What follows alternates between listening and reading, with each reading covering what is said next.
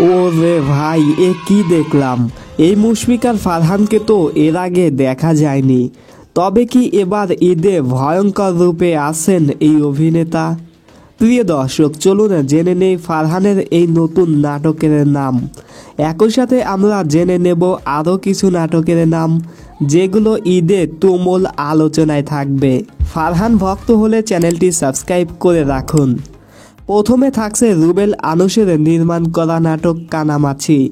ফারহান সাফা কবিরের জুটির নাটকগুলোর প্রতি দর্শকের ভালোবাসা দিন দিন বেড়েই চলেছে। দেখা যাক নাটকটা কেমন হয়। এরপরে রয়েছে নাটক শহরের যত রং। খায়রুল টোটিনি জুটির এটাই প্রথম নাটক, দেখা যাক কেমন হয়।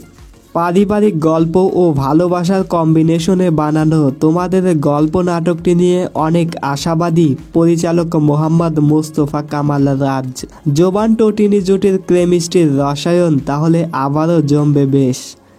একই সাথে ঈদে মুক্তি পাবে নাটক ভুল করে মিস্টেক এবং প্রিয় প্রিয়সিনী। এবার আসি ফারহানের ভয়ঙ্করী নাটক নজরের বিষয়ে। ঈদে নজরের শিরোনামের নাটকটিতে ফারহানকে দেখা যাবে ভিন্নধর্মী একটা গল্পে।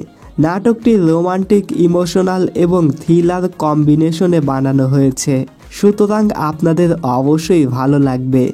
প্রিয় দর্শক, কোন নাটকের অপেক্ষায় আপনি থাকবেন কমেন্টে লিখে জানাবেন।